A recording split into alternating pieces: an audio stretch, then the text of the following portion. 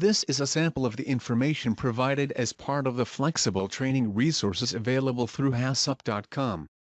Our training courses are designed to provide training participants with an understanding of food safety and quality system elements and also offer user-friendly assessment activities and competency checklists to complete the training cycle. Corrective action. Key definitions for corrective action and preventative action. Corrective action. Corrective action is mandatory action to be taken when a deviation to the quality system occurs, particularly in relation to a critical control point. Examples of corrective action could be removal of foods from a broken-down chiller and organizing for the chiller unit to be repaired, or further heat treatment to a product which did not reach the required cooking temperature defined as a critical limit. Preventative action. At any step in the process where a hazard has been identified, preventative action must be put into place. Examples of preventative action are maintaining correct storage conditions for food products, ensuring that food products are properly rotated in storage, and regular scheduled maintenance of equipment and premises. Root cause, the source of the problem or reason from which a non-conformance has occurred. Corrective action and preventative action development. When considering the development, documentation and implementation of corrective action and preventative action within food safety and quality management systems, the following information should be considered to ensure effective outcomes. About corrective action and preventative action. The application of corrective action within any food business relies on a structured process to consider root cause of an identified non-conformance, and the applications of measures to ensure food safety and quality parameters are maintained on an ongoing basis. Corrective action processes commonly include the following elements, which are presented in a logical sequence for a scenario in which a non-conformance has been identified. Apply corrective action. Corrective action documentation. Corrective action verification, review and notification. Root cause analysis. Root cause documentation. Apply preventative action. Preventative action documentation. Preventative action review and notification. Apply corrective action. This step includes the immediate application of physical corrective actions to bring the process back into control, to ensure the safety and quality of foods produced.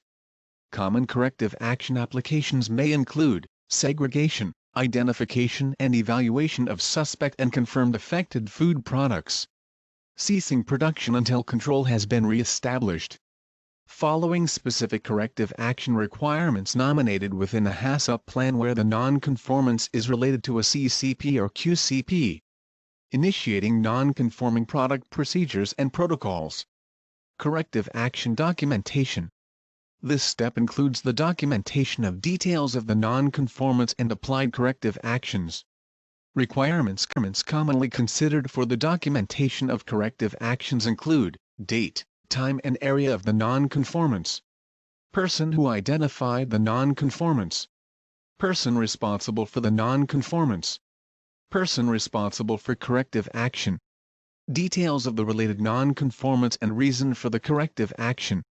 Immediate actions taken, applied or implemented, and by whom. Details of recommended preventative actions with time frames for completion where applicable. Corrective action verification, review and notification. This step includes the verification of the effectiveness of the applied corrective actions. Corrective action verification commonly includes a structured review process to ensure key positions within the food business are aware of the non-conformance and its associated corrective actions.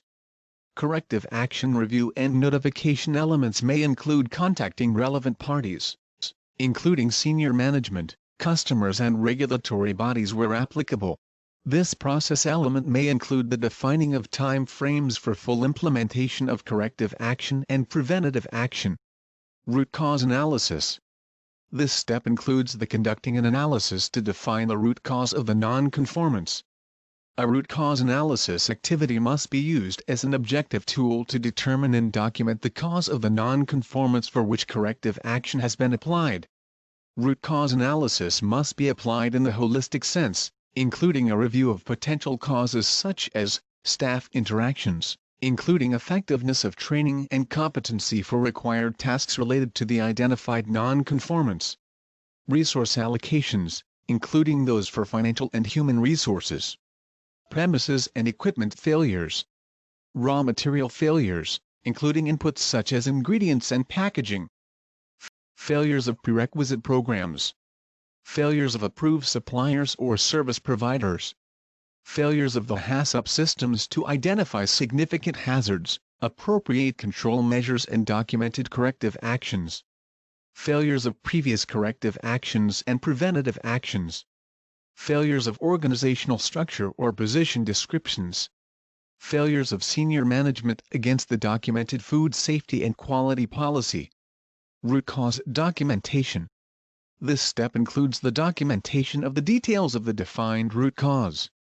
Requirements commonly considered for the documentation of root cause include date, time and area of the root cause. Person WHO identified the root cause. Person responsible for the root cause. Details of the root cause in relation to the applied corrective action. Details of recommended preventative actions with time frames for completion where applicable. Apply preventative action. This step includes the application of preventative action to prevent reoccurrence of the initial non-conformance. Common applications for preventative action may include permanent rectification of the root cause through considered and approved applications. Delegation and release of financial or human resources to ensure the non-conformance does not occur again. Staff training to ensure general and specific awareness of the non-conformance, corrective action and preventative action.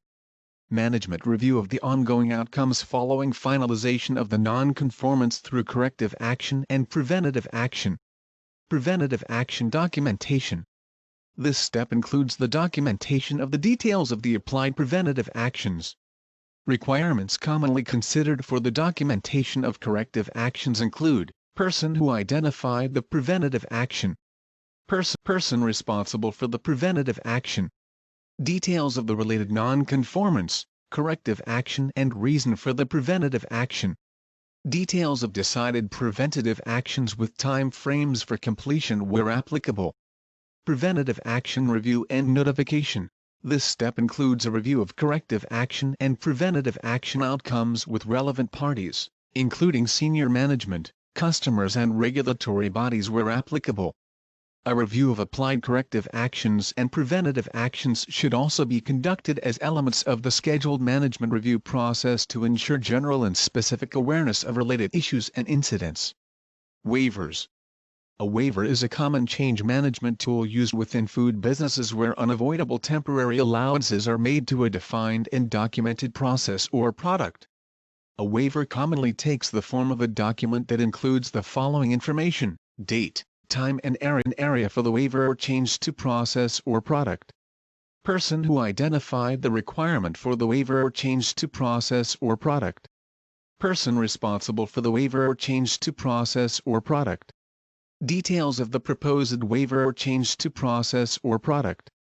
Details of potential impacts to the product through the proposed waiver or change to process or product.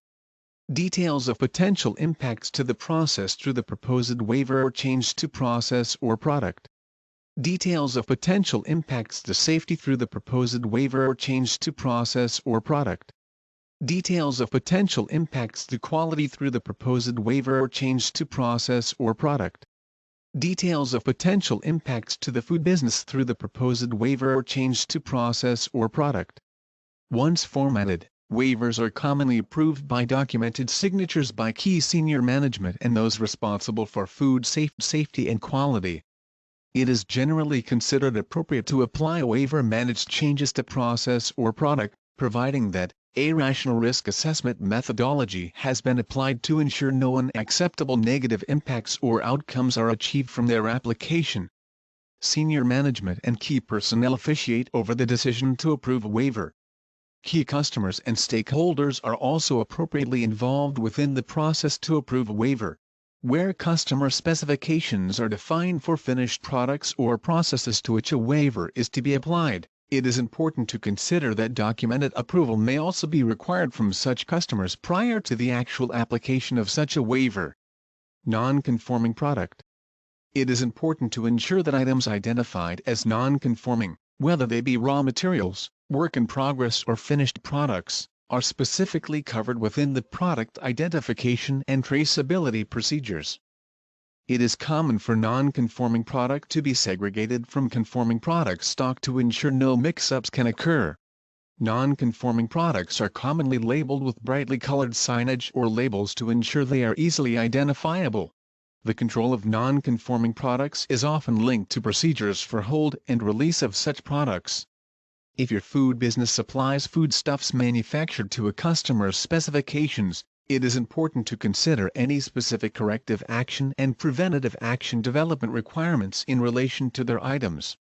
Document. A document provides guidance and/or direction for performing work, making decisions, or rendering judgments which affect the safety or quality of the products or services that customers receive. Documented policies, procedures, work instructions and schedules form the basis of any food safety and quality management system.